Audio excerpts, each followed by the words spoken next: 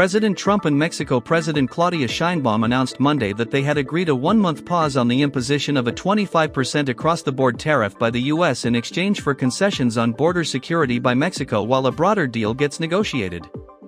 As part of the temporary pause, Sheinbaum agreed to reinforce the U.S.-Mexico border with 10,000 personnel from her country's National Guard to help crack down on fentanyl dissemination and illegal immigration into the U.S., per statements from the two leaders. The U.S. also agreed to ramp up efforts to prevent the trafficking of weapons into Mexico, according to Sheinbaum, who had a call with Trump earlier in the day Monday.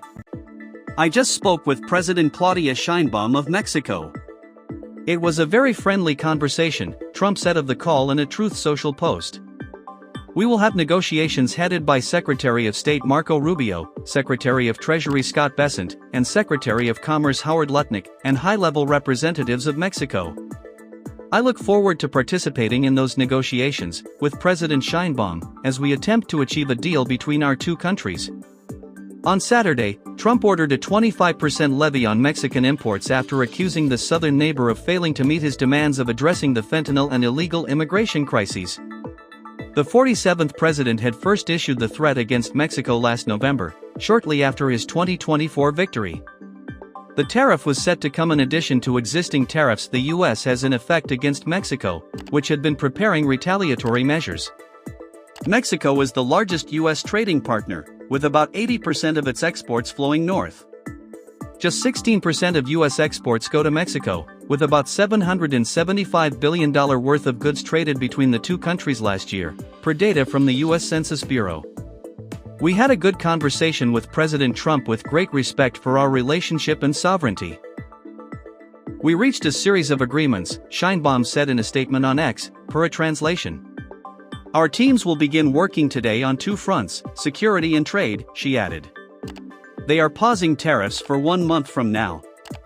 Trump had also ordered a 25% tariff on Canada over the fentanyl and illegal immigration crises and a 10% across-the-board tariff on China. Outgoing Canadian Prime Minister Justin Trudeau unveiled a suite of retaliatory 25% tariffs on more than $106 billion in U.S. goods. Trump and Trudeau held a call earlier in the day Monday, and agreed to a second call later in the afternoon to further hash out an arrangement. Mexico, Canada and China are America's three largest trading partners, accounting for about $1.4 trillion worth of U.S. imports annually. For context, U.S. gross domestic product clocked in at $27.36 trillion in 2023, according to the U.S. Bureau of Economic Analysis. If all three tariffs went into effect, it could have reduced GDP by about 0.4 percentage points, cost about 344,000 jobs and amounted to tax increases of about $1.2 trillion between 2025 and 2034, according to an estimate from the Tax Foundation. In the short term, the Tax Foundation projected that the average U.S. household would see a tax hike of about $830. This will be the golden age of America. Will there be some pain? Yes, maybe, and maybe not. But we will make America great again, and it will all be worth the price that must be paid, Trump acknowledged on Truth Social Sunday in an all-capitalization post. Trump has long been fond of tariffs, calling it his fourth favorite word in the English language, after love, the Bible, and religion. Over the weekend, the president mused about slapping tariffs against European countries over their trade practices and other concerns. The UK, but the European Union is really out of line, Trump told reporters on Sunday night. UK is out of line, but I think that one can be worked out.